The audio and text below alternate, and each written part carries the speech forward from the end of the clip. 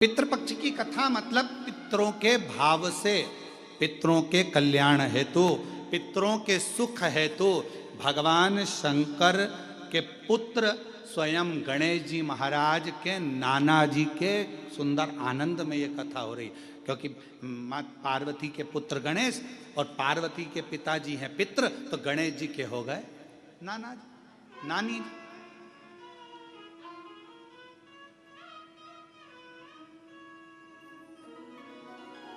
जो कामना कर कर श्रवण कर रहे, जो भाव से श्रवण कर रहे, और पूरे देश विदेश में बैठे हुए शिव भक्त आस्था चैनल पर जो कथा सुन रहे, दिल से श्रवण करें अपने जीवन को आनंदित करने के लिए। पितृलोक बड़ा सुंदर, और बड़ा सुंदर पितृलोक, उस पितृलोक का आनंद भी दूसरा। तो मन नहीं लग रहा हमारा, मन नहीं।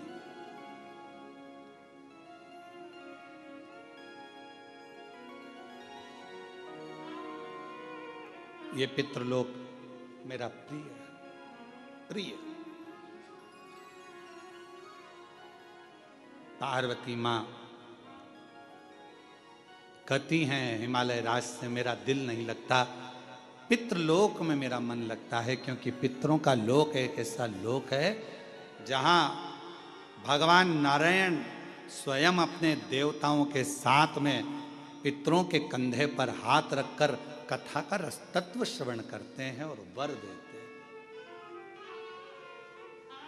इतनी प्रियता। महाभारत में भी राजा कर्ण की कथा में कहा गया कि दानवीर कर्ण कहा जाता है जिन्होंने दान दिया। तो ऐसा कैसा दान दिया कि दानवीरों की गिनती में युधिष्ठिर नहीं आए, दानवीरों की गिनती में अर्जुन नहीं आए, दानवीरों की गिनती में भीम नकुल सहदेव नहीं आए, दानवीरों की गिनती में केवल राजा कर्ण आए? ऐसा क्या दान दिया? दो कथा है राजा कर्ण की और बड़ी विचित्र।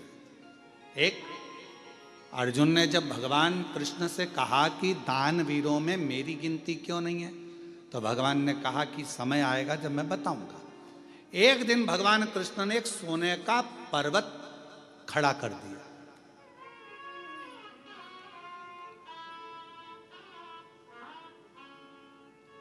और भगवान कृष्ण ने अर्जुन से कहा अर्जुन ये सोने का पर्वत है, मेरा मन कह रहा है कि तू एक काम कर, तू सबको सोना दान कर, तेरे हाथों से जा भर भर के दान कर।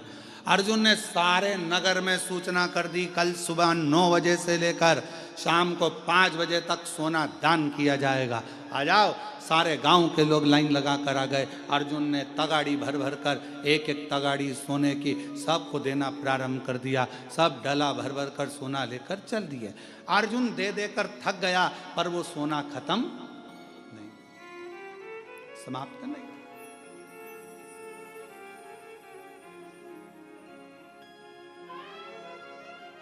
अर्जुन ने भगवान द्वारकानाथ से कहा कि प्रभु अब मेरा दान करते करते मैं तो थक गया, मैं सोना दान नहीं करूंगा।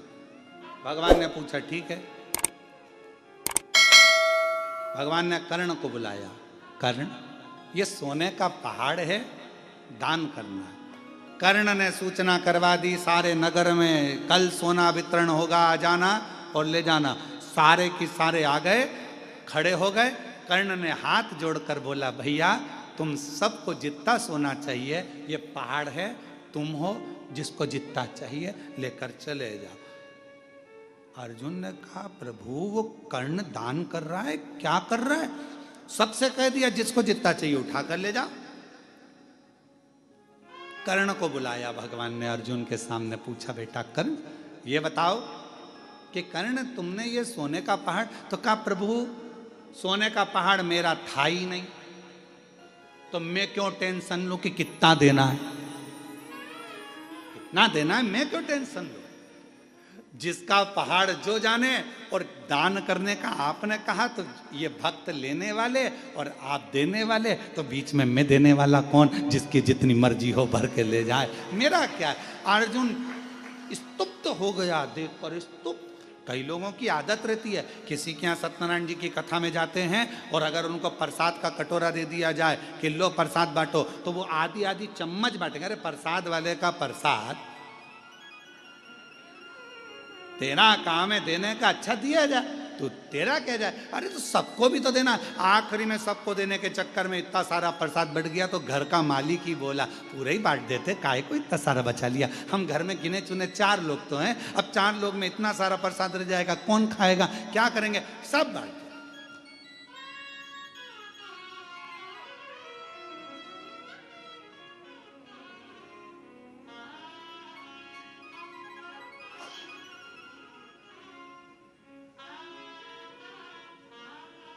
हमारे यहाँ बाबा के धाम में, कुबरेश्वर धाम में एक नियम है, नुक्ति बनी, नुक्ति जानते हो ना, बूंदी। नुक्ति वही जो पेट में दुखती, ज्यादा खा लो तो बूंदी बने, तो नुक्ति बूंदी बनती है। कभी कभी खोपरा पाक बन जाता है, कभी बेसन चक्की बन जाती है, कभी सीरा हलवा बन जाता है। तो धाम पर जब बनता है तो हमारे जो भंडारी हैं वो भंडारी जी पूछते हैं, कह गुरु जी इतना सारा बना है और बाद में शाम के लिए इतना अपन निकाल देते हैं। हमने कहा शाम किसने देखी, शाम किसी ने देखी है क्या, क्या भरोसा जिंदगी का, अभी बना है ना खिलाओ। तो शाम, हमने कहा शाम को तुम अच्छे रहे, अपन अच्छे रहे और बन जाएगा, वापिस बनाएंगे, सामान कहीं जा रहा है क्या, तुम तो खिलाओ। अब व्यक्ति सोचे कि कहाँ विचार करें, कहाँ विचार करें।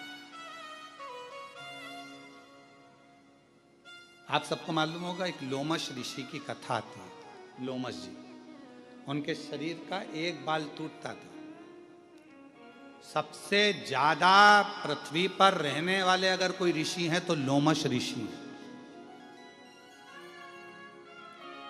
फिर भी उन्होंने अपना झोपड़ा नहीं बनाया, अपना घर नहीं बनाया। अगर तुमको मालूम पड़ जाए कि तुम 500 साल जिए हुए, सबसे पहले तुम कहोगे 500 साल में जियोगी, 500 साल बनाओ, जरा जोरदार अच्छा महल बनाओ, जोरदार कालीन बिछाओ।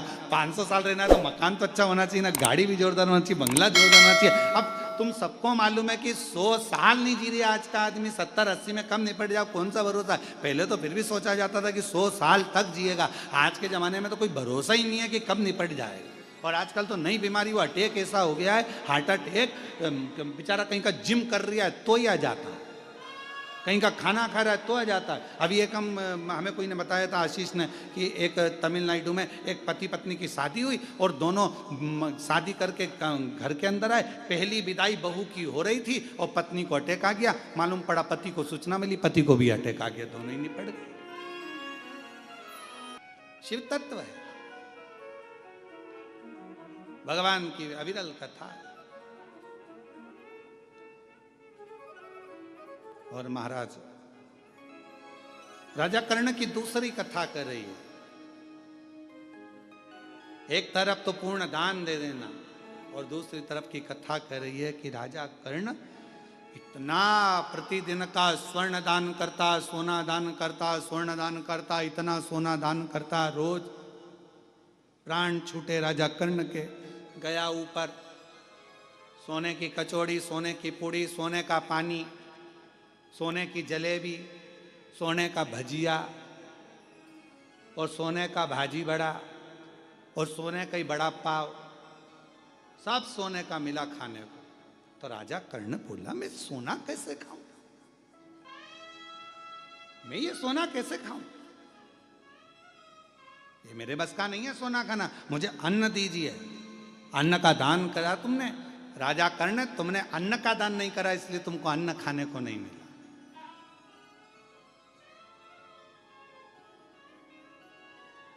इसलिए शिव महापुराण की कथा कहती है, मौका मिले वस्त्र दान अपनी जगह पर है, स्वर्ण दान अपनी जगह पर है, मुद्रा दान अपनी जगह पर है, भूमि दान अपनी जगह पर है, पर शिव महापुराण की कथा कहती है अन्न दान सर्वश्रेष्ठ माना गया है। जो दिया वो प्राप्त, जो दिया वो प्राप्त।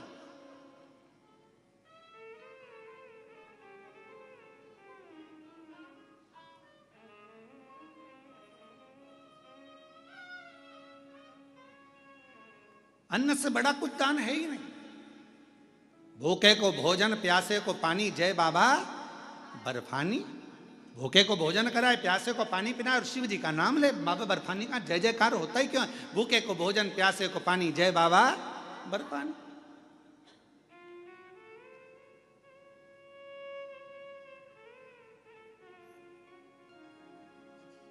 क्यों कुबेरेश्वर धाम पर अन्न का दान दिया जाता है? अन्न का दान कुबेर का भंडार, कुबेरेश्वर धाम की रीत है।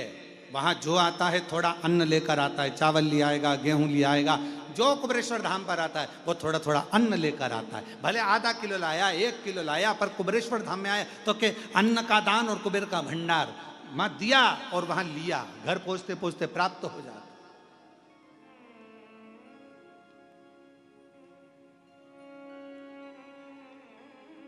तुमने अन्न नहीं दिया है राजा कर्ण, तुमने भोजन में अन्न का दान नहीं दिया। तो राजा कर्ण को लगा कि अन्न नहीं दिया तो अब क्या होगा, तो कहा कि तुम्हें भोजन खाने को नहीं मिलेगा। राजा कर्ण ने कहा कि मुझे कुछ दिन दे दो, मैं पृथ्वी पर जाकर अन्न का दान करूंगा।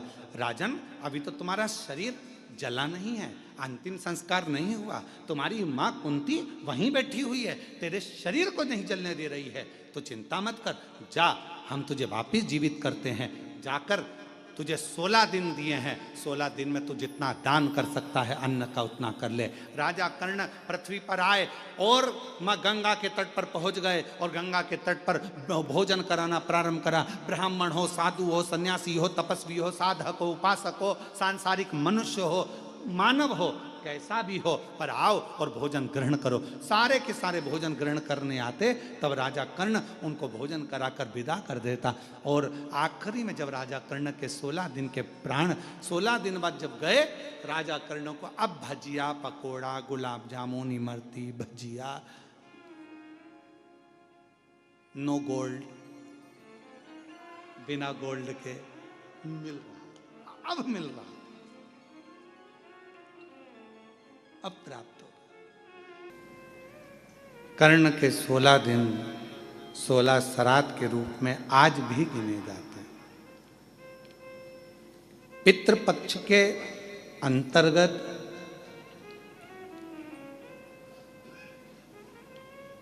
अगर पितरों की प्रसन्नता का ध्यान रखा जाता है तो उसमें सबसे मूल होता है गाय का गोबर की अलोनी जो बनाते हो, कंडा गोबरी, और उस गोबरी में उस कंडे पर जलाने के बाद उसमें घी और गुड़ या शक्कर मिलाकर उसकी धूप देना, ये बड़ा मूल है।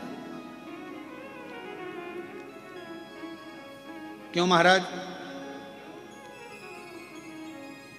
शिव महापुराण की कथा कहती है अन्न 5 रात्रि तक हमारे शरीर के अंदर रहता है। कितने रात्रि? 5 रात्रि। दूध 7 रात्रि तक हमारे शरीर में रहता है और दही 20 रात्रि तक हमारे शरीर में रहता है। केवल एक घी गौ माता का ऐसा होता है जो 1 महीने तक हमारे शरीर में रहता है। इसलिए सनातन हिंदू धर्म में, हमारे सनातन धर्म के अंतर्गत श्राद्ध पक्ष में 16 दिन गाय का गोबर का जो कंडा होता है, गोबरी, उस कंडे को जलाकर उसके अंदर घी और गुड़ का धूप दिया जाता है और वो धूप हमारे पितरों की तृप्ति का केंद्र बनता है। तृप्ति का। कई लोग कहते हैं गुरुजी ये धूप देना जरूरी होता है क्या? पितरों के लिए क्या कंडा जलाकर, गोबरी जलाकर उसमें घी शक्कर या घी गुड़ छोड़ना जरूरी होता है? जरूरी है। हम तो हमेशा कहेंगे, चाहे तुम बड़े मल्टी में रह रहे हो, मॉल में रह रहे हो, तुम्हारा मन जहां तुम वीआईपी में रह रहे हो, तो भी प्रयास करा करो कि 16 दिन में 1 दिन आप धूप जरूर दें, बहुत जरूरी। इसकी कहीं कथा का वर्णन आता है? क्यों नहीं आता? अगर हम उठाकर देखें हमारे शास्त्रों को, हमारे पुराणों को, तो आप स्मरण करेंगे कपिल मुनि जी के आश्रम में 60,000 राख के ढेर बने सूर्य वंश के पुत्र।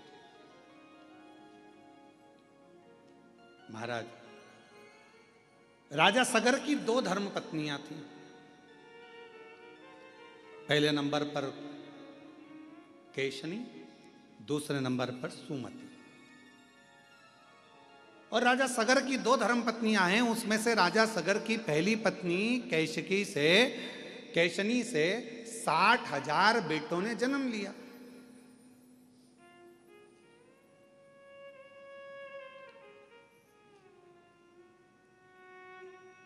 अब कई लोगों के मन में एक प्रश्न खड़ा हो जाता है, गुरु जी, एक बच्चे को नारी जन्म देती है तो उसकी स्थिति क्या रहती है, और आप कह रहे हो कि 60,000 पुत्र को जन्म। तो मेरी जीजियों, मेरी बहुओं, बेटियों, मेरी माताओं, मेरी बहनों, एक बात का स्मरण रखना कि पूर्व में संतान प्राप्ति के लिए बहुत सारे व्रत होते थे, और उन व्रतों में तब साधना का जब बल बढ़ता था तो गर्भ का कष्ट नहीं होता था, और मां अपने बच्चों को जन्म दे देती थी उस तप बल के कारण। आज भी आप लोग देखिए विदेशों में क्या होता है। विदेशों में 2 तरह के हॉस्पिटल बने हुए, एक जगह पर लिखा हुआ है यहां नॉर्मल डिलीवरी होती है, जापा होता है, और एक जगह पर लिखा था यहां ऑपरेशन से बच्चे होते हैं। अब जो भारत से गया हुआ एक व्यक्ति था, संत था, उसने जाकर पूछा भैया कि यहाँ ऑपरेशन से बच्चे होते हैं, यहाँ की फीस कितनी है? तो कहा यहाँ पर फीस लगती है मात्र 60,000 रुपये, 50,000 60,000 रुपये फीस। अब जो नॉर्मल डिलीवरी होती है वहाँ गए तो उनसे पूछा भैया यहाँ तुमने लिखा कि नॉर्मल डिलीवरी होती है, नॉर्मल जापा होता है, यहाँ कितना पैसा लगता है? तो कहा 3.5 लाख रुपये लगता है। अब पूछा कि यहाँ 60,000 रुपये में ऑपरेशन से बच्चा हो गया, यहाँ नॉर्मल हुआ, दोनों में क्या अंतर है? तो कहा आधे घंटे में यहाँ ऑपरेशन से बच्चा हो जाता है। यहाँ पर जब गर्भस्थ बच्चा होता है तब गर्भवती नारी को 6ठे महीने में यहाँ बुला लिया जाता है, और 6ठे महीने से उसको यहाँ रखा जाता है। उसको गेहूँ दे दिए जाते हैं, अपना आटा खुद पीसो, और गेहूं पीस के आटा बनाओ, आटा बनाकर अपनी छोटा सा खेत दे दिया जाता है, इसमें सब्जी बो, सब्जी बोकर इसमें अपनी मिर्ची, धनिया, अदरक जो करना है करो, और अपना भोजन खुद बनाओ, झाड़ू खुद लगाओ, लीपो खुद, पोछा खुद लगाओ, सब काम तुम्हें करना है। और कुआं बना दिया छोटा सा, उस कुएं में से पानी भरो, सिर पे रखो अंडा, लेकर घर में जाओ, पानी पियो। ऐसा 3 महीने तक लगातार करने दिया जाता है। 3 महीने के बाद ऑपरेशन करने की जरूरत नहीं पड़ती, नॉर्मल डिलीवरी हो जाती है। 3.5 लाख रुपए उसके लगते हैं। अब हमारे यहाँ तो सास वन बेचारी कह दे कि काम कर ले, जापे के समय पर सास कह दे, माँ कह दे बेटा थोड़ा काम कर ले, अभी जापे का समय। तो मम्मी डॉक्टर ने कहा बेड रेस्ट, मम्मी डॉक्टर बोला बेड रेस्ट, तो डॉक्टर बोला बेड रेस्ट, तो बढ़िया पलंग पर और हाथ में मोबाइल, और आवाज लगा चाय लाना। अब बेचारी जो घर में काम करे बेचारी चाय ला कर दे, लाओ जरा ये लाना, वो बेचारी वो ला कर दे, वो मोबाइल देख रही, और मोबाइल में देख रही ना जाने कौन कौन से नाटक, और जी हारे सो, ना जाने कौन सा सास भी कभी बहू थी। अब मालूम पड़े पूरे नाटक में, पूरे इतने नाटक चले, सब में जितने मिले सब रोते ही मिले। तो औलाद ऐसी पैदा हुई कि उसको जमीन पे छोड़ो तो पे करे, और गोदी में बिठाओ तो चुप रहे। अब किसी महाराज जी से पूछने गई, महाराज जी हमारा बच्चा बड़ा चिड़चिड़ा हो गया, इसको गोदी में रखती तो चुप रहता है, और नीचे रखो तो रोता है। महाराज जी बोले ये बताओ कि मोबाइल में जब गर्भ में था तो मोबाइल में कितने सीरियल देखे थे? सब कुमकुम भाग, और ये भाग वो भाग, और दिन भर औलाद, जैसे वो नाटक में एक ना एक रोती मिले, ऐसी औलाद रोती मिले, 24 घंटे रोए 24। और कभी कभी फिर मम्मी चिढ़ जाए, उसकी माँ धो दे लपक के, खूब धो, चुप हो जा, चुप हो जा।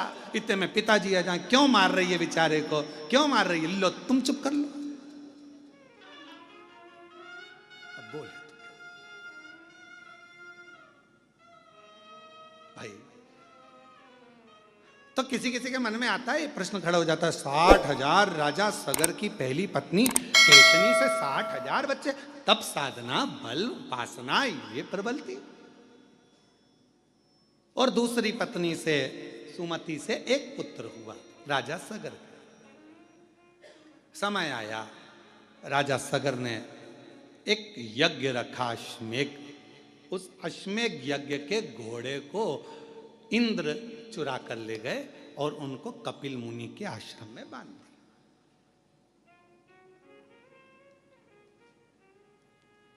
अब आपके मन में फिर अगला प्रश्न आएगा, क्या देवता ऐसे होते थे कि दूसरे के घोड़े चुरा के दूसरी जगह बांध दिया है? बहुत ध्यान रखना, ईर्षा एक शब्द ऐसा है जो किसी को भी बढ़ते हुए नहीं देख सकता। आप उन्नति की सीढ़ी पर चढ़ोगे, आपको वो देख नहीं पाएगा। ईर्षा, ईर्षा एक शब्द ऐसा है जो किसी को बढ़ता हुआ नहीं देख सकता। इसके पास गाड़ी कैसे आ गई, इसका बंगला कैसे बन गया, ये इतने ऊंचे पद पर कैसे पहुंच गया, इतनी अवधि कैसे हो गई, इतना प्रतिष्ठा कैसे हो गई, इतना नाम कैसे चल रहा है, इतना दौलत कैसे आ गया, इतना धन कैसे आ गया, इतना वैभव कैसे आ गया। ये ईर्षा व्यक्ति के भीतर पनपती रहती है, ईर्षा। और फिर निवेदन है, दूसरे को कोई मतलब नहीं है, सबसे ज्यादा तकलीफ अपनों को होती है। ये ईर्षा अपनों को तकलीफ देती। तो क्या करना चाहिए? लोग जलेंगे, ईर्षा करेंगे, तो क्या हम गाड़ी में नहीं घूमें? लोग जलेंगे, ईर्षा करेंगे, तो हम क्या खाना नहीं खाएं? लोग जलेंगे, ईर्षा करेंगे, तो क्या हम कथा नहीं सुने? आप रोज रोज कथा सुन लो। अब ईर्षा, इंद्र ने घोड़ा लिया अश्वमेघ यज्ञ का, उसको कपिल मुनि के आश्रम में बांध दिया।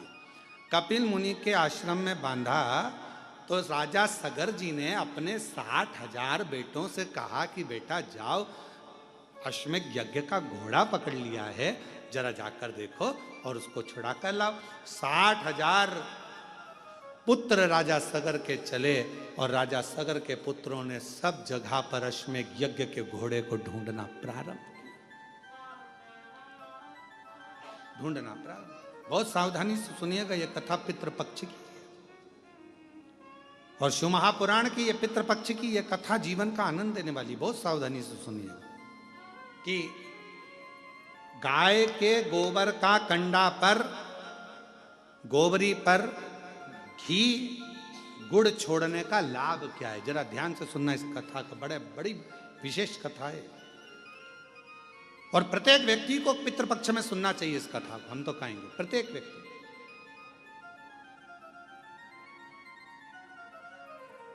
अश्वमेघ यज्ञ के अश्व को ढूंढने के लिए चले। अब जगह जगह ढूंढते रहे पर मिला नहीं। आखिरी में कहीं सूचना मिली कि कपिल मुनि के आश्रम में 60,000 जो पुत्र थे वो पहुंच गए और ये मालूम पड़ा कि कपिल मुनि के आश्रम में वो अश्वमेघ यज्ञ का अश्व बंधा हुआ है। इन्होंने जाकर क्या देखा कि कपिल मुनि तो तप कर रहे, साधना कर रहे हैं, उपासना कर रहे हैं। कई बार नारखेड़े जी ऑनलाइन कथा आती है ना, तो कई बार लोग सोचते हैं कि ऑनलाइन कथा चल रही है तो फोन लगाते हैं क्या हम महाराज जी से मिल सकते हैं, तो उनको कहना पड़ता है भैया महाराज जी श्योर नहीं है, तो ऑनलाइन तो चल रही है, तो ऑनलाइन चल रही है, ऐसा जरूरी थोड़ी ना कि श्योर से ही होगी।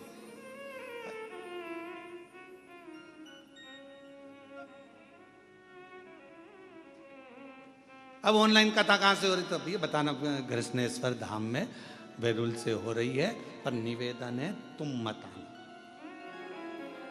निवेदन तुम अपने घर से सुनना।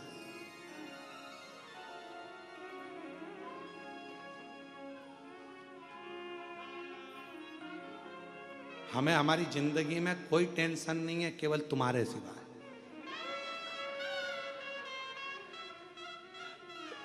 एक टेंशन भारी है, एक सूचना मिल जाए कि यहां कथा हो रही है, जैसे शक्कर का डब्बा चीटी सूंघती आ जाती है वैसे लोग पहुंच जाते हैं।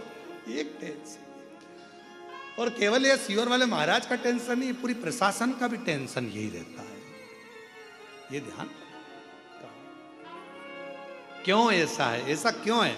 उसका एक कारण है कि मेरे शंकर भगवान ने तुम्हारी झोली इतनी भर दी कि बाबा उसको खाली नहीं रखा। शिव महापुराण का नियम ही यही है। शिव महापुराण के पंडाल में बाबा उसी को बुलाता है जिसकी गोदी भरना होती है या बाबा को कुछ देना होता है तो बुलाता ही नहीं है।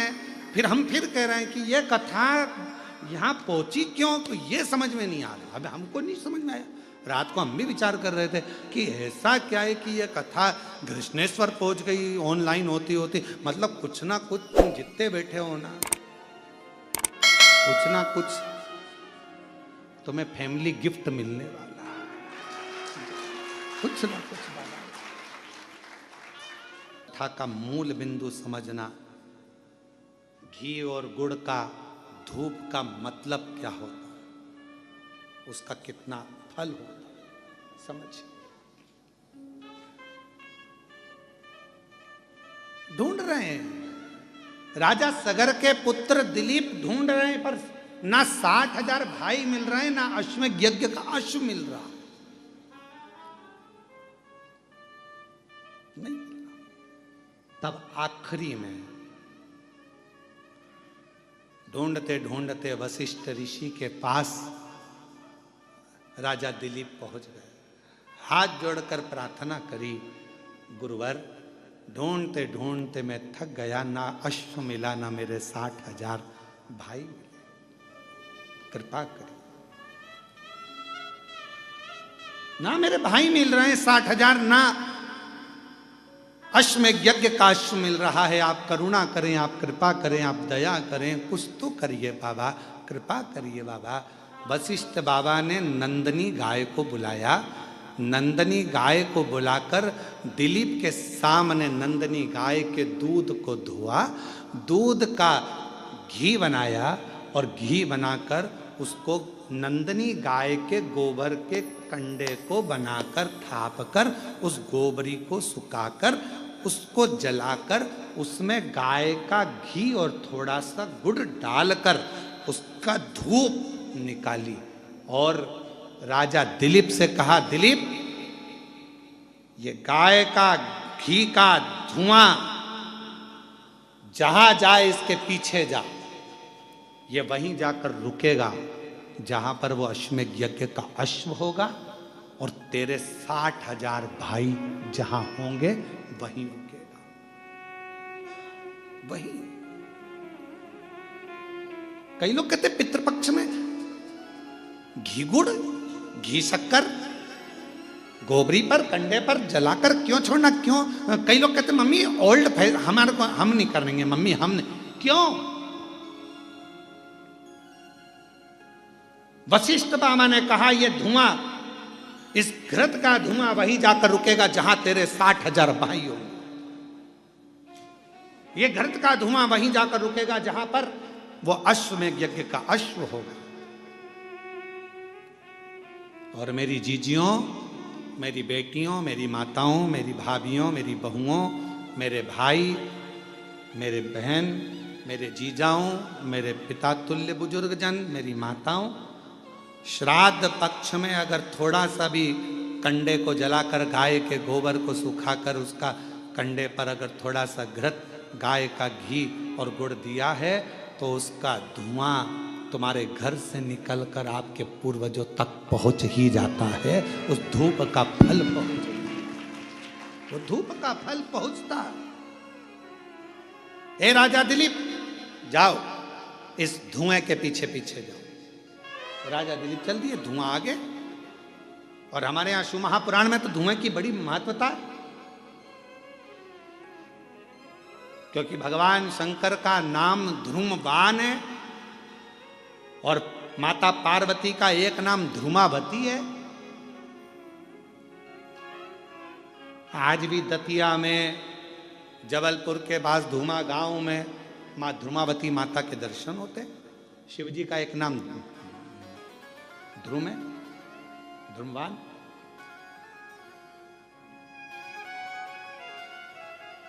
शिव जी की आराधना में, शंकर भगवान की पूजन में गाय का गोबर, देसी गाय का गोबर सुखाकर कंडा बनाकर गोबरी बनाकर उस पर थोड़ा सा गाय का घी डालकर और गूगल, बाजार में मिलता है गूगल, गूगल थोड़ा सा डालकर यदि कोई शंकर जी की आराधना 21 दिन तक उस धुएं को साक्षी बनाकर मूल मंत्र का जाप श्री शिवाय नमस्तुभ्यम के साथ अपने मन की कामना यदि कोई करता है तो ध्रुमेश्वर महादेव और माता ध्रुमावती उसका कल्याण जरूर करती है। और मेरे माताओं से निवेदन है, जिन माताओं की संतान नहीं होती, गर्भपात हो जाता है, गर्भस्थ बच्चा 2-3 महीना रहने के बाद गिर जाता है, 4 महीना के बाद बच्चा गिर जाता है, बच्चा नहीं रह पाता है, 3 महीना, 2 महीना, 15 दिन, 1 महीना लगा कि अब की बार गर्भ ठहर गया है और मालूम पड़ा बच्चा फिर नहीं रहा, तो जिसके गर्भस्थ तकलीफ रहती है, गर्भ में गांठ हो गई, बच्चेदानी में गठान हो गई, या चेस्ट में गांठ हो गई, या गर्भस्थ कोई तकलीफ हो गई, तो हम निवेदन करेंगे कि आप प्रयास करो, कोई से भी 21 दिन छाट लो कि इस दिन में कोई 21 दिन तक नियम धारण करना। उस बीच में अगर रजोधर्म आ जाता है तो घर का कोई व्यक्ति करे, पर 21 दिन तक वो नियम धारण कर ले। देसी गाय का गोबर का कंडा, गोबरी सूखी हुई, उसको छोटा सा टुकड़ा जला लो, जलाकर उसको एक छोटे से दिया पात्र जो भी हो उस पात्र में रखकर देसी गाय का घी थोड़ा डालकर, गूगल डालकर उस धुएं की लो में एक ज्योति को प्रकट कर कर, अर्थात एक दीपक उसके सामने प्रकट कर कर और श्री शिवाय नमस्तुभ्यम का जाप कर कर पंचाक्षर मंत्र नमः शिवाय, षडाक्षर मंत्र ओम नमः शिवाय या मूल मंत्र अपने गुरु का कोई स्मरण कर कर जब आप उस ध्रुमेश्वर महादेव के सामने ध्रुमावती की साक्षी में कुछ मांगोगे तो वो पूर्ण जरूर करता है, पूर्ण करता।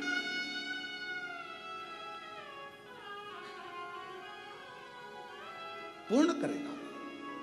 बोल ध्रुमेश्वर महादेव की, ध्रुमावती माता की। ध्रुमेश्वर महादेव और ध्रुमावती माता ये धुएं के रूप में प्रकट हुए, धुएं के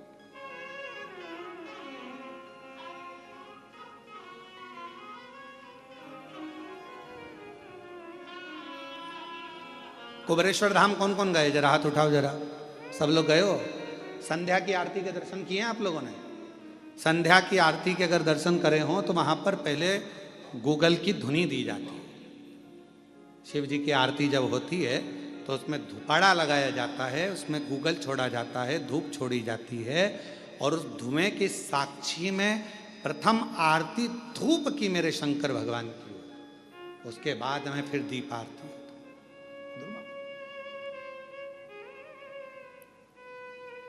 और कहीं कहीं आरती में आपने दर्शन करा होगा कि धूप की आरती के बाद धूपाड़े को रख दिया जाता है, उसके बाद दीप आरती होती है। पर हमारे कुबेरेश्वर धाम में धूप और दीप दोनों आरती साथ में होती है।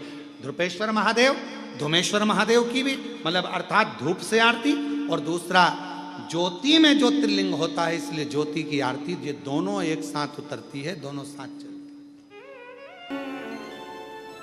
है। वशिष्ठ बाबा ने कहा कि ये धुआं जहां तक जाए, जहां तुम्हारे 60,000 भाई होंगे, जहां पर अश्वमेध यज्ञ का अश्व होगा, वहां तक ये धुआं तुम्हें ले जाए। राजा दिलीप चलने लगे पीछे पीछे पीछे पीछे, और राजा दिलीप चलने लगे जब पीछे पीछे, तब जहां धुआं रुका वो कपिल मुनि का आश्रम था। 60,000 राख का ढेर लगा हुआ था। राजा दिलीप ने कपिल मुनि के चरणों को प्रणाम किया, निवेदन करा, नमन करा, प्रभु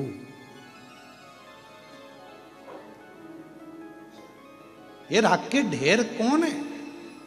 कहा राजन ये तुम्हारे भाई हैं 60,000,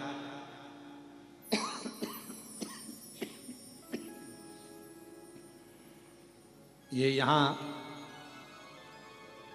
अश्वमेध यज्ञ के अश्व को ढूंढने के लिए आए थे और मुझ पर चोरी का इल्जाम लगा रहे थे।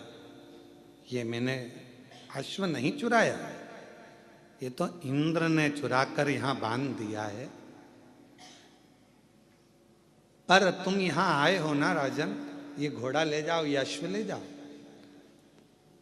पर गुरुदेव, मेरे ये 60,000 भाई का उद्धार कैसे होगा? इन्होंने तो प्रण लिया था कि जब तक अश्वमेध यज्ञ का अश्व हम नहीं ढूंढ लेते तब तक हम अन्न ग्रहण नहीं करेंगे।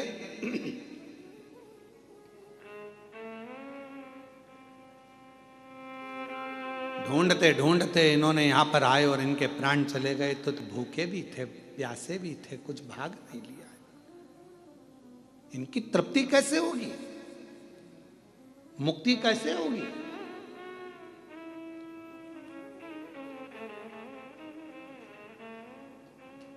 जाओ, जब पृथ्वी पर मृत्यु लोक पर गंगा मैया आ जाए, तुम लेकर आ जाओ और वो गंगा का जल इनको तार दो।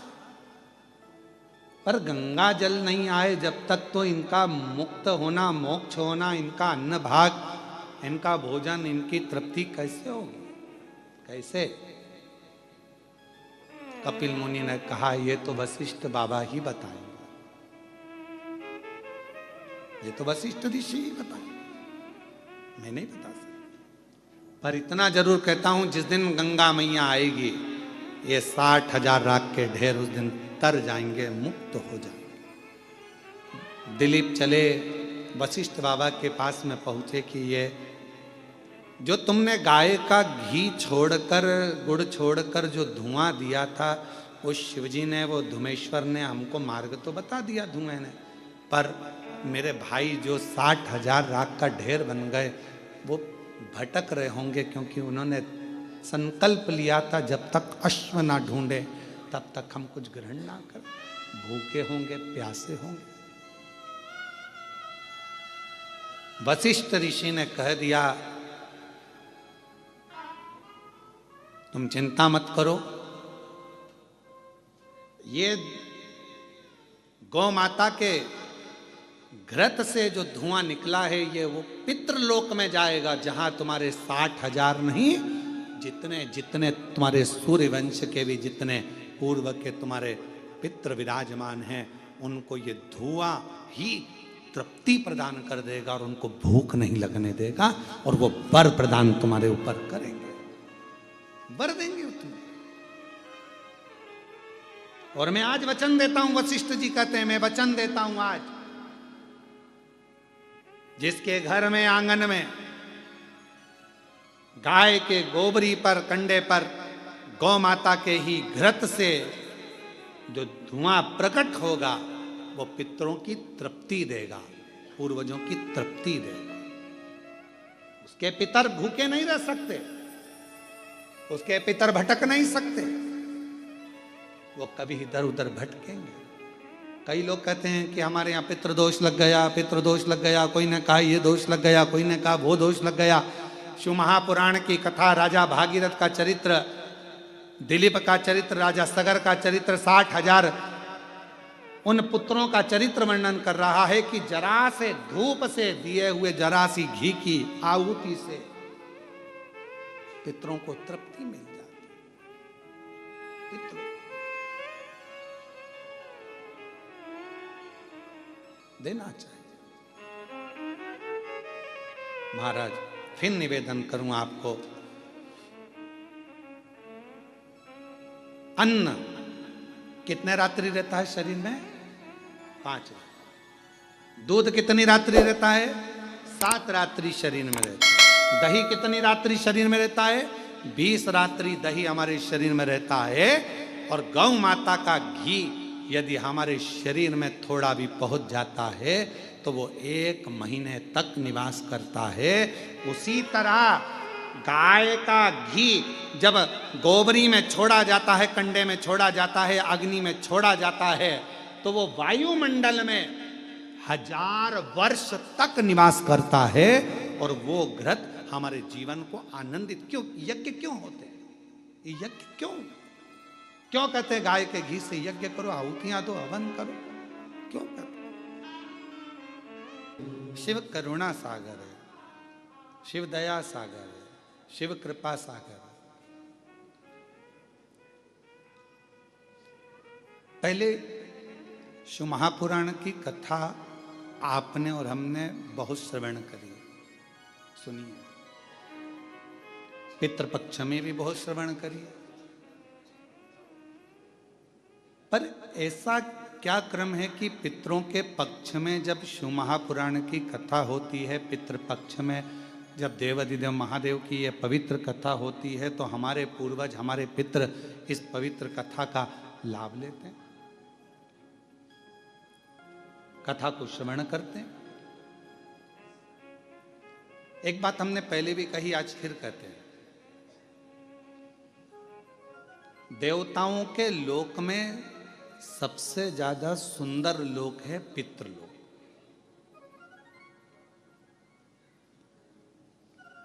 और देवताओं के लोक में सर्वश्रेष्ठ सबसे सुंदर लोक अगर माना गया है तो पितृलोक माना गया। जिस पितृलोक में पितृ निवास करते हैं, रहते हैं। अब आप कहोगे गुरुजी ये पितृलोक का वर्णन कहाँ है? तो शिव महापुराण के प्रारंभ में विद्येश्वर संहिता के अंतर्गत ही आप इसको श्रवण कर सकते हैं, या पार्वती खंड में, उमा खंड में, कौमार्य खंड में आप इसको श्रवण कर सकते हैं। भगवान पितृलोक में पितरों की 3 बेटियां हैं, मेना, धन्या और कला। ये कथा अपने को शिव महापुराण में मिलती है। और पितरों की 3 बेटियां बड़े आनंद के साथ में पितृलोक में भ्रमण कर रही हैं।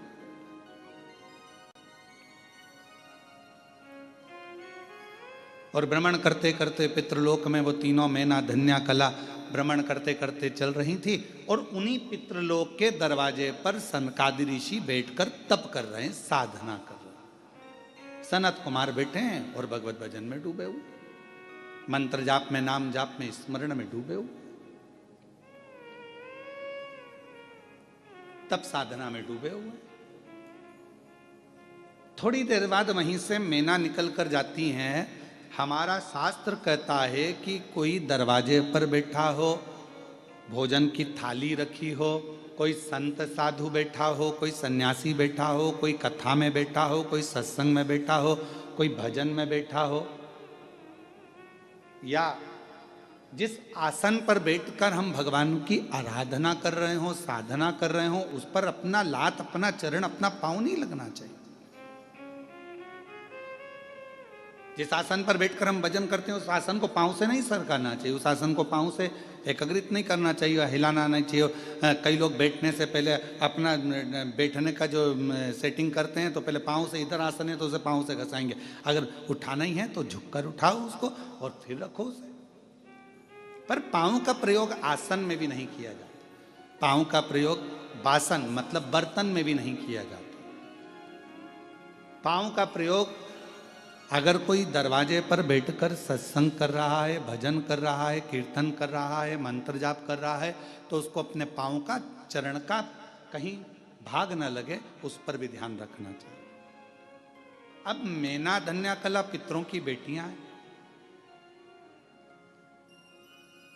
अब पितरों की बेटियां आराम से निकल रही थी, पर मेना जब निकल कर गई तो उसके जो लहंगा था, अब आज के ज़माने में तो इतना भारी तो लहंगा नहीं चलता, पर उस समय पर तो सोना, रतन, माणिक, मोती, हीरा, पन्ना सब लहंगों में जड़ा रहता था। तो जैसे ही मैना निकल कर गई तो उनका जो लहंगा था वो सनत कुमार की जंघा पर लग गया।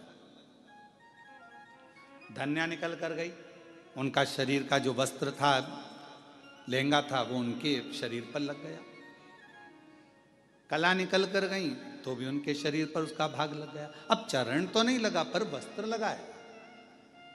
अब जो तप में डूबा हुआ है, साधना में डूबा हुआ है, भजन में डूबा हुआ है, स्मरण में डूबा हुआ है, मंत्र जाप में डूबा हुआ है, नाम जाप में डूबा हुआ है, और मालूम पड़े उसको वो बार बार चोट लगती है, तो सनकादि ऋषियों को क्रोध आ गया। और सनत कुमारों में क्रोध आया और क्रोध आकर उन्होंने कहा कि तुम पितृलोक में पितरों की बेटियां हो और पितरों की बेटियां होकर और तुम जो है हमको लात मारती हुई या हमको अपने वस्त्र का भाग छुआते हुए जा रही हो। हम तुम्हें श्राप देते हैं कि तुम पितृलोक छोड़कर मृत्यु लोक में जाओगी और तीनों पृथ्वी पर जाकर भ्रमण करोगी। तीनों ने चरण पकड़ लिए। आप कृपा करिए सनत कुमारों, सनकादि ऋषियों कृपा करिए, करुणा करिए। तब पितरों ने आकर क्षमा मांगी। तब उन्होंने कहा कि तुम 3 देवियों की गोद में 3 देवियां खेलेंगी जो जगत का कल्याण करेंगी। मैना की गोद में पार्वती जी खेली, धन्या सुनैना जी बनी जिनकी गोद में माता जानकी जी खेली, कला कीर्ति बनी जिनकी गोद में स्वयं राधा जी खेली। ये 3 देवियां तीनों की गोद में खेल रही।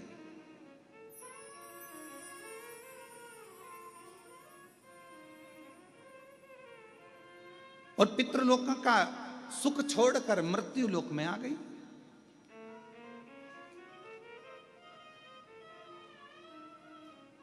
तो कहा सभी लोकों में देवियां कती हैं, मैना कती है, धन्या कती है, कला कती है। इन तीनों देवियों का कहना है हमें पितृलोक से जाना नहीं है, हमारा पितृलोक हमें अति प्रिय है, अति प्रिय। और ये सत्य है। भले आपका छोटा सा झोपड़ा हो ना, आप कितने भी अच्छे होटल में रह रहे हो, कितने भी अच्छे आप कॉटेज में रह रहे हो, खूब डनलप का गद्दा है, डनलप का, और खूब जोरदार पानी भी मिल रहा है, वेटर भी लगे हैं, भोजन भी मिल रहा है और बढ़िया चाय भी मिल रही है, कॉफ़ी भी मिल रही है। उसके बाद भी 1 महीना 15 दिन 20 दिन आप रहोगे, रहने के बाद आपको एक ना एक दिन आपके घर की याद जरूर आएगी। भले वो टूटा हुआ झोपड़ा क्यों ना हो, चाहे उस घर में तुम्हारा साधारण सा रुई का गद्दा क्यों ना हो, चाहे उसमें चटाई क्यों ना बिछी हो, पर अपने घर की याद अपने को जरूर आती।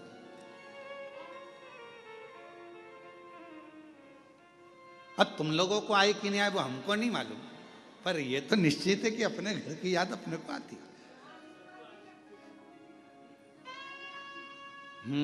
सही बात है। कथा में याद नहीं आती, बाकी के समय पर तो आती है ना, निश्चित है।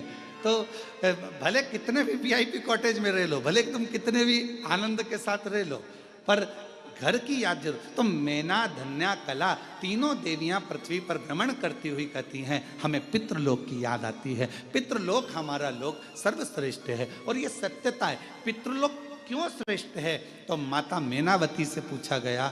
एक बार हिमालय राज ने पूछा कि मैना तुझे अपने पिता का घर पितृलोक इतना प्रिय क्यों है? तो मैना जी ने कहा कि जब पृथ्वी पर कथा होती है, मृत्यु लोक में पृथ्वी पर जब कथा होती है, भगवान शंकर की यह पवित्र धरा मृत्यु लोक में जब भी विष्णु महापुराण की कथा होती है, जितनी देर तक कथा के पंडाल में जितने लोग बैठकर कथा श्रवण करते हैं या दादा परदादा 71 पीढ़ी में जहाँ कहीं पर भी होंगे, वो पितृलोक में जब बैठे रहेंगे, आप कथा श्रवण कर रहे होंगे, उस समय पर भगवान देव अधिदेव महादेव, भगवान नारायण और भगवान ब्रह्मा, इंद्र, 33 कोटि देवता पितृलोक में जब तक आप कथा सुनते हो उतनी देर तक वो पितृलोक में हमारे पूर्वजों के पास उनके कंधे पर हाथ रखकर ऐसे श्री शिव महापुराण की कथा को श्रवण करते हैं और वर देते हैं।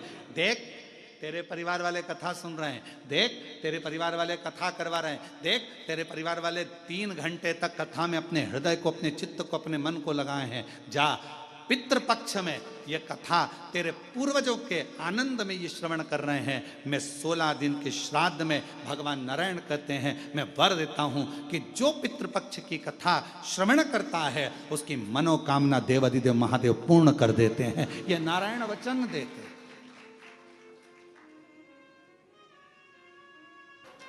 और तेरी कृपा का क्या है भरोसा, कब किस पर हो जाए, जरा सी हम पर कर दो, जरा सी हम पर कर दो।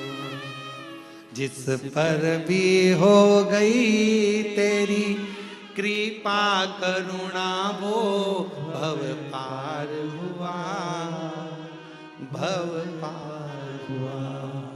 पापी हो चाहे जितना उसका भी बाबा उद्धार हुआ, उद्धार गिद्ध अजामिल गणिका जैसे तेरे मन को भाए, जरा सी हम पर कर दो, जरा सी हम पर कर दो। तेरी कृपा का क्या है भरोसा, कब किस पर हो जाए, जरा सी हम पर कर दो, जरा सी हम पर। इसकी कृपा का भरोसा नहीं है। ये जो आता है एक बार जो कथा के पंडाल में पहुंच जाता है वो वहां बैठकर नियम बना लेता है, बाबा 5 कथा सुनूंगी, मेरा भंडार भर देना। यहीं बैठकर 5 कथा का नियम लेती हूँ, 5 कथा। तो पंडाल में जो कथा श्रवण करने पहुंचता है उसको बाबा देता रहता है, इसलिए पंडाल भराता रहता है। खाली कोई नहीं गया। 3 महीने में बाबा ने फिर दे दिया भरकर उसको। इतनी कृपा कर दे। अब कथा कर रही है, राजा सगर के 60,000 पुत्र कपिल मुनि के आश्रम में पहुंच गए, और कपिल मुनि के आश्रम में पहुंचकर उन्होंने देखा कि कपिल मुनि तो तप में लगे और घोड़ा पीछे बंधा, अश्व पीछे बंधा।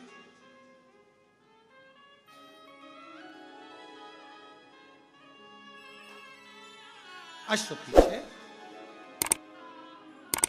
कई बार ऐसा होता है, कोई तप करने बैठता है, आंख बंद करके भजन करने बैठता है तो ऐसा लगता है कि ये तो बेवकूफ बना रहा। नेत्र बंद है, साधना में डूबा हुआ है, भजन में डूबा हुआ है, स्मरण में डूबा हुआ है। नहीं भाई, वो कहीं ना कहीं उसको भक्ति खींच ली है, शिव की भक्ति ने उसको पकड़ लिया, शंकर की भक्ति, शिव भक्ति।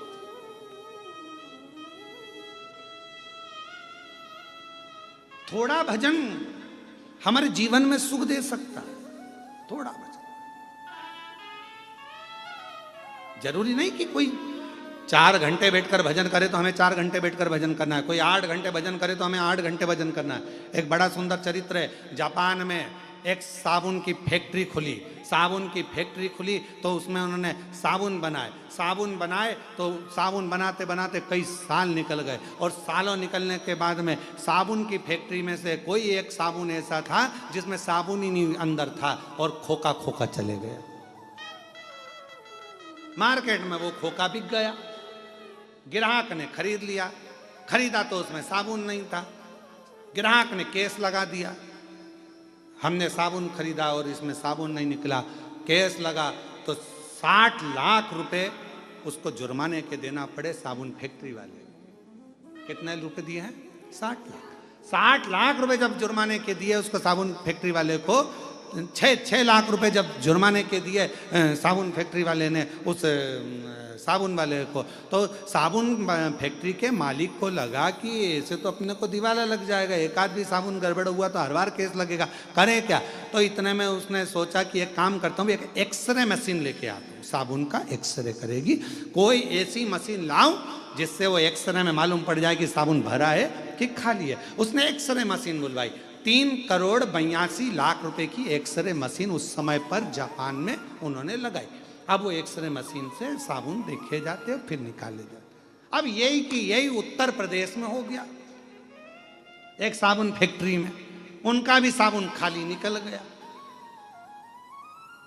साबुन खाली निकला तो साबुन फैक्ट्री के मालिक ने विचार कर अब क्या करें। पति रात को सो नहीं पा रहा था, नींद नहीं आ रही थी। इतने में पत्नी बड़ी समझदार थी, पत्नी ने पूछा क्या हुआ, कि एक साबुन खाली निकल गया और केस लगाए। अब साबुन खाली ना निकले उसके लिए जापान में तो एक्सरे मशीन लगाई थी, 3 करोड़ से ऊपर की आई थी। अब मैं उत्तर प्रदेश का रहने वाला, मैं क्या लगाऊं। पत्नी बोली फालतू की बात मत करो, एक अच्छा सा पंखा खरीद लो और साबुन जहां से निकल कर जाता है वहां लगा दो, खाली होगा तो उड़ जाएगा।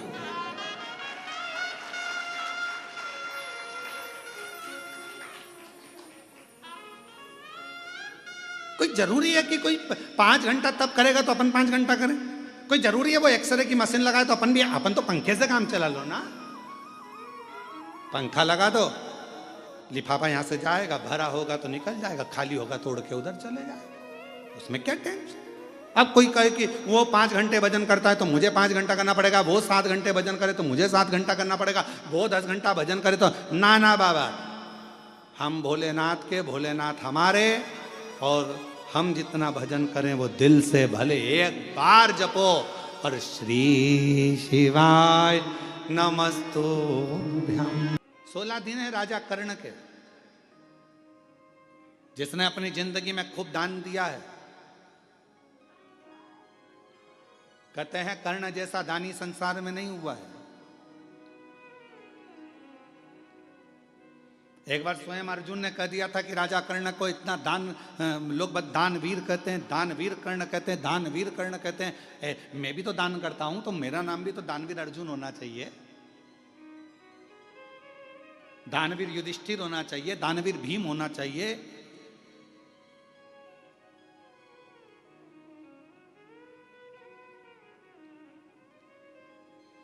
क्यों?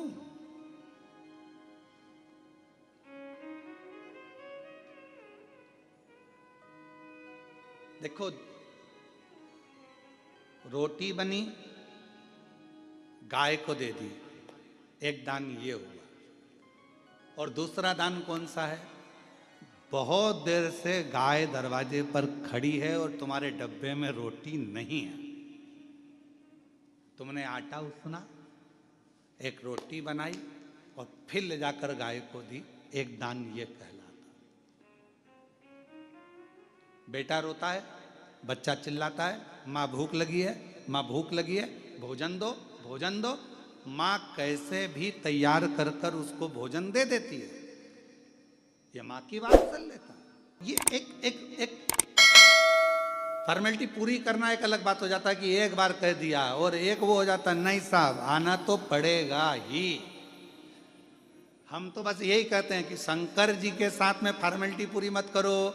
शंकर जी के मंदिर में जाकर एक लोटा जल चढ़ाकर फॉर्मेलिटी पूरी नहीं करना है। शंकर जी को जब जल चढ़ाओ और वापिस लौट कर आओ तो नंदी से कह कर आना, आज शाम को इंतजार करूंगी, भोलेनाथ को लेके मेरे घर आ जाना। तो प्रबलता, तो प्रकटता।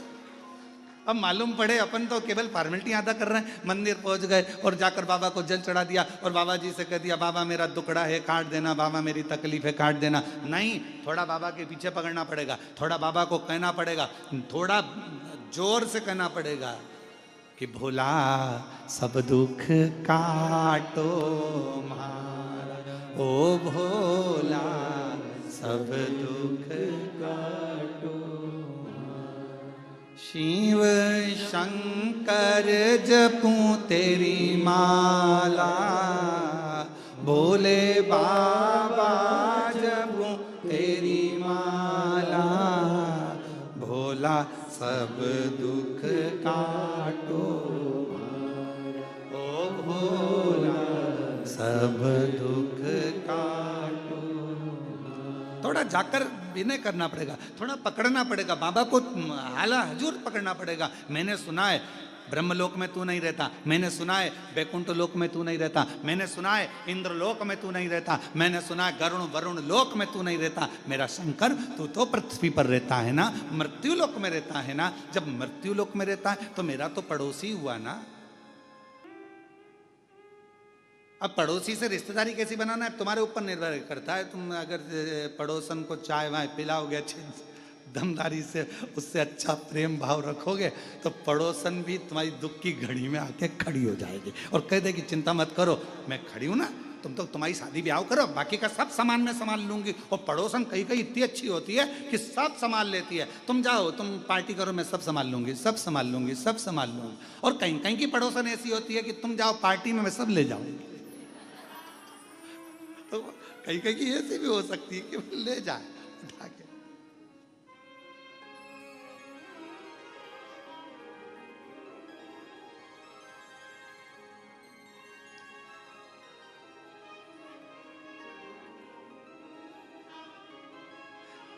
एक परसों के दिन एक भक्त, एक माता जी थी बड़ी बुजुर्ग थी, और वो कुबरेश्वर धाम पे आई। हम वहीं थे शाम के समय पर, तो उन्होंने कहा कि गुरु जी, मैंने कहा बोलो जी, तो कहा गुरु जी, हमने कहा बोलो जी, कहा गुरु जी, मैंने कहा बोलो भी जी, कुछ तो बोलो। गुरु जी, मैंने कहा बड़ी दुखी हूं। तो मैंने कहा हमसे मत कहो, जो कुछ कहना है ये सामने जो कुबेर भंडारी बैठे हैं, एक कंकर उठाओ, हाथ में रखो, पूजन करो, पूजन कर कर उसको अपने दिल का हाल सुनाओ, वापिस रखो, आरती उतारो और बाबा से कहकर चले जाओ, बाबा स्वीकार कर लेगा। हमसे कहकर क्या कर लो?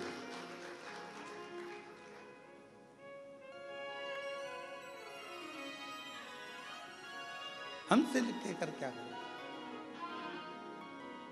फिर थोड़ी देर बाद उसके मन में, गुरु जी, मैंने कहा क्या हुआ जी? चप्पल कोई ले गया। तो हमने कहा बताओ। हमने कहा इसीलिए तुम्हारा मन पूजन में नहीं लग रहा।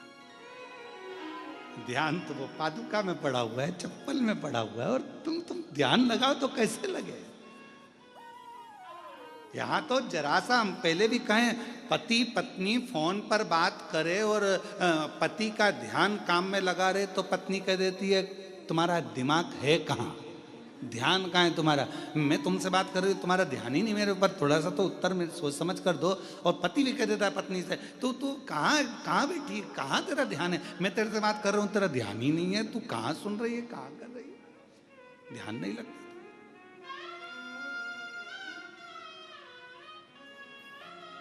और मैंने तेरे ही भरोसे बाबा, तेरे ही भरोसे हवा बिच उड़ती जावांगी, बाबा डोर हथो छड़ी मैं कटी जावांगी, भोले मैं तेरी, शंभो मैं तेरी। तो हमारा और आपका ध्यान ये उसी में कहा गया, जैसे एक स्टूडेंट ऑन बैठे थे बहुत सारे, एक टीचर ने एक स्टूडेंट को खड़ा करा, बेटा खड़े हो जाओ। जी सर, बोलिए केले के फायदे बताओ। तो उसने कहा सर, केले का फायदा ये होता है कि उससे हड्डी मजबूत हो जाती है, और केले के छिलके का फायदा ये होता है कि उससे हड्डी वापस टूट जाती है। टीचर ने कहा बेटा नीचे बैठ जाओ।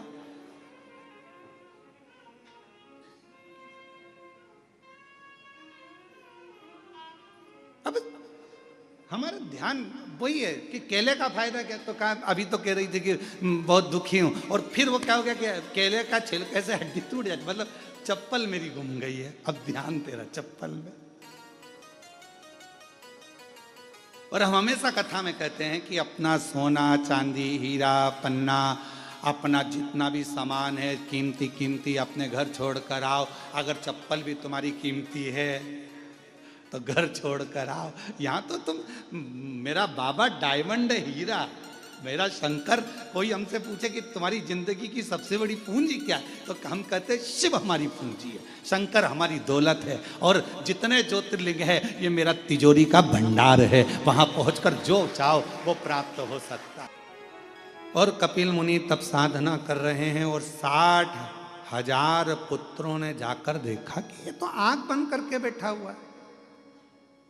घोड़ा हमारा चुरा के लाया, अश्व हमारा लाया, और तब करने बैठा तो लगा ये तो ढोंग कर रहा, पर घोड़ा उसने नहीं चुराया। कई बार जरूरी नहीं कि जो हमने देखा है वही सत्य हो, उसके पीछे कोई क्रम भी हो सकता है।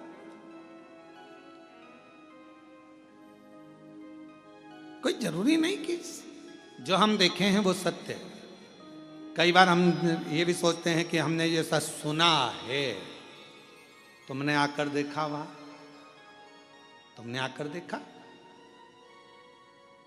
अभी कावड़ यात्रा हुई सीहोर में, उड़ा दिया खूब रुद्राक्ष, ऐसा हुआ, रुद्राक्ष वितरण हुआ तो उसमें भगदड़। अरे भाई, सीहोर कुबरेश्वर धाम का नियम है, कावड़ यात्रा में 2 दिन पहले रुद्राक्ष वितरण बंद होता है, पीछे के 5 दिन तक बंद रहता है।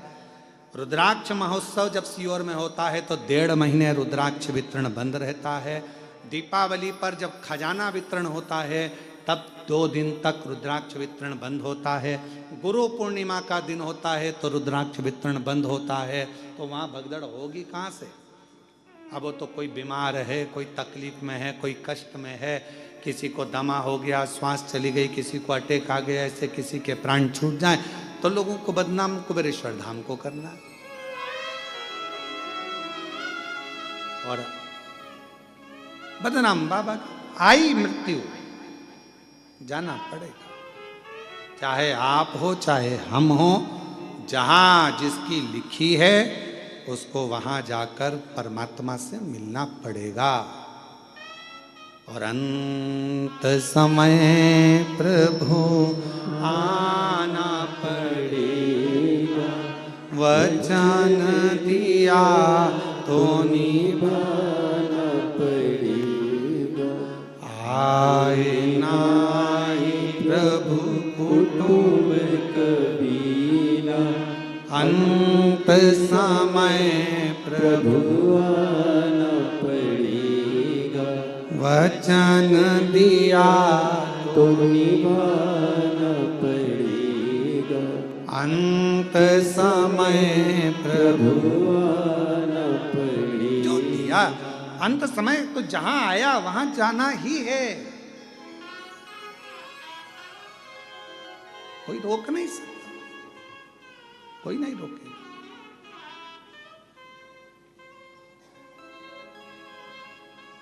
शिव कथा कर रही है, लग रहा है कि कपिल मुनि, अब तुमने देखा क्या 60,000 उन पुत्रों ने क्या देखा कि घोड़ा इन्हीं क्या बंधा है और ये आंख बंद करके बैठे। इनको तो मालूम नहीं कि इंद्रदेव ने चुराया और यहां लाकर बांध दिया, इनको तो ये मालूम ही नहीं है। इन्होंने तो जो देखा उसी को सत्य मान लिया। आपने जो अखबार में पढ़ा उसको लोग सत्य मान लेते हैं, जो सोशल मीडिया पे देखा उसको सत्य मान लेते हैं। उसको समझो तो, जाओ तो, देखो तो कि सत्य क्या है। आज का जमाने में सत्य को तो बहुत नीचे दबा दिया जाता है और असत्य को प्रकट कर दिया जाता है। आज के जमाने में सत्य को कौन दिखा रहा है?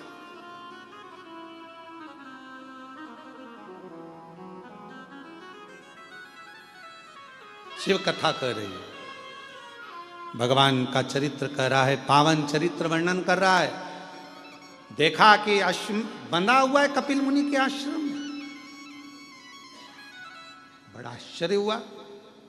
एक संत आंखें बंद कर कर बैठा है, तप कर रहा है, साधना कर रहा है, और बताओ उसने वो घोड़ा बांध रखा है, वो भी चोरी कर कर।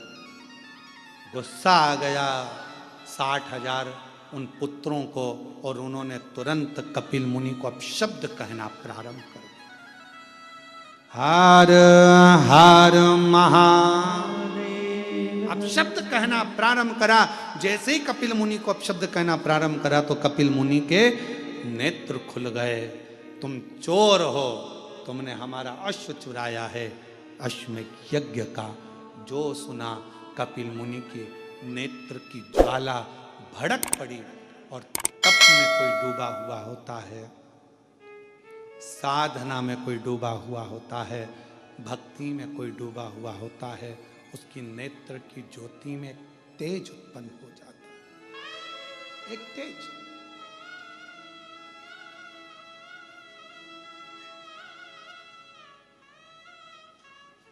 एक तीव्रता आ जाती है।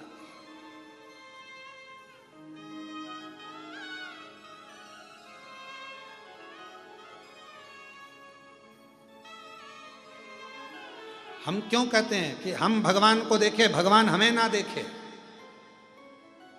अपने नेत्रों से परमात्मा हमको ना देखे, भीतर के नेत्र से परमात्मा हमको देखे।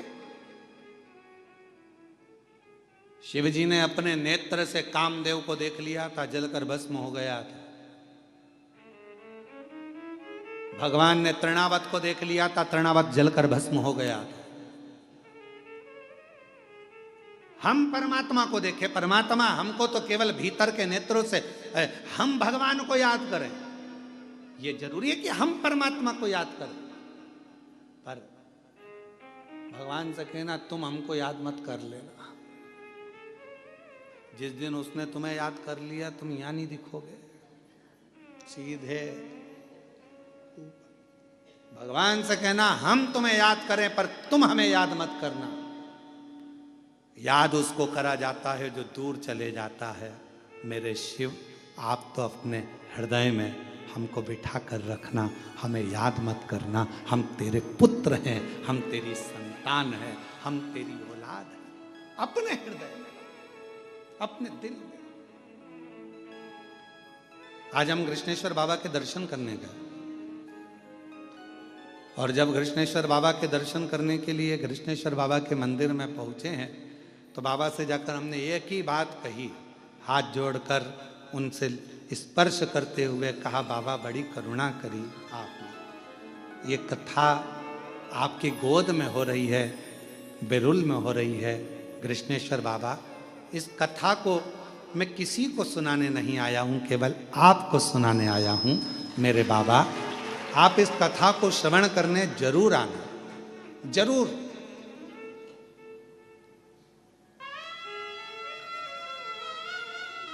आप इस कथा को श्रवण करने जरूर आना।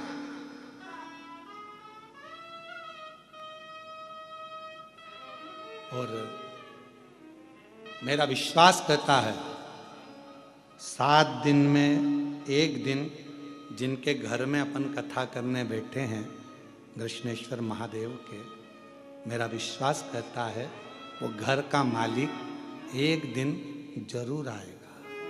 विश्वास करता है, मिलने, देखने, आनंद के साथ। आप दिल से, बाबा हम आपको याद करें पर आप याद मत करो, आप तो हमको अपने दिल में रखो। याद उसको किया जाता है जो दूर होता है। आप हमसे दूर रहते हैं इसलिए हम आपको याद करते हैं, पर हम तो आपके भक्त हैं, आपके दिल में रहना चाहिए। आप हमें याद मत करो, याद करोगे तो निपट जाएंगे हम। आप तो हमको अपने दिल में रखो। जैसे एक वो बूढ़ी माँ नहीं बोलती, एक बूढ़ी माँ, बूढ़ी अम्मा लकड़ी बीनती है, गट्टा बांधती है, सिर पे रखती है, बेचारी थक जाती है।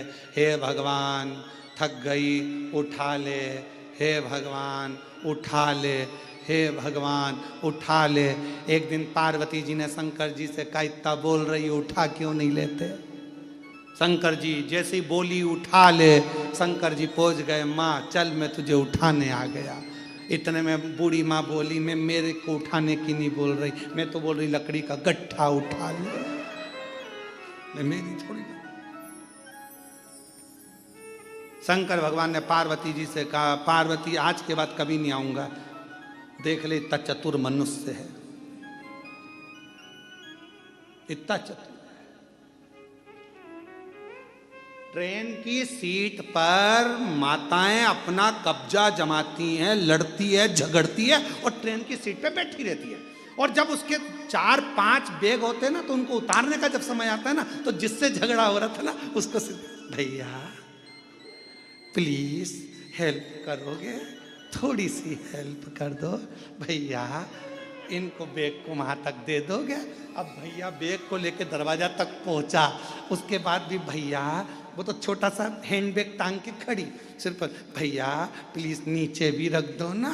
भैया बेचारा भैया में फंस गया, उतार के नीचे धर दी।